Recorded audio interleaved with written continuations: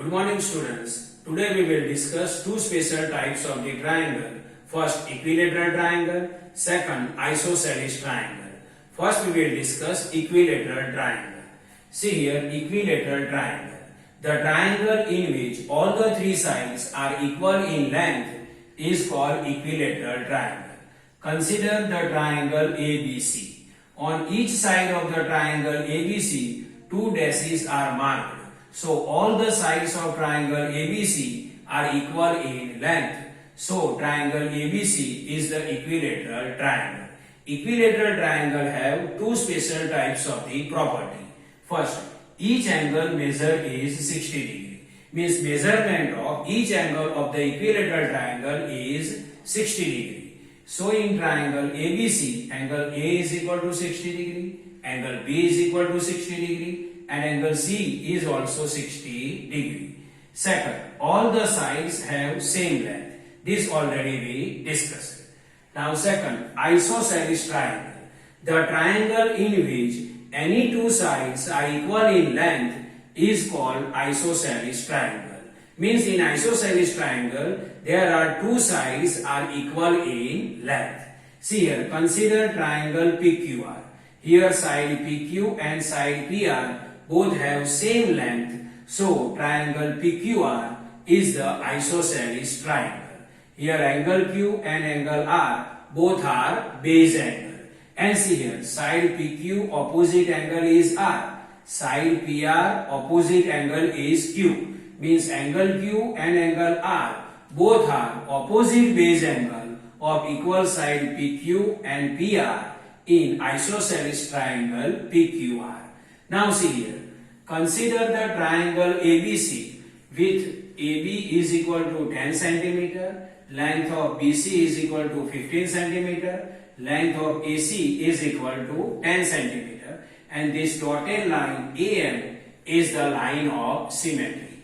Now exact model of triangle ABC is with me. See, this is the exact model of this triangle ABC. See here.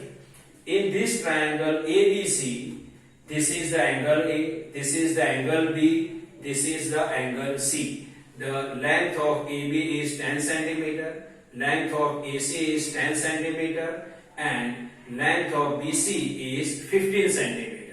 And this AM is the dotted line and it is line of symmetry. Now see here, this triangle ABC I can fold through dotted line AM. See here, I am folding. See, if I fold this triangle ABC through dotted line, then angle B can fall on angle C. See, in this way. See here, this is angle B and this is angle C. See, again I am folding, so angle B can fall on angle C. See here, in this way. So see here, angle B and angle C both are exactly matched everywhere. See, angle B and angle C both are exactly matched everywhere. So we can say that measurement of angle B and angle C both are same. Angle B and angle C measurement is same because after folding, see here again I am folding, then angle B and angle C both are exactly matched everywhere, means angle B and angle C both are same. See here.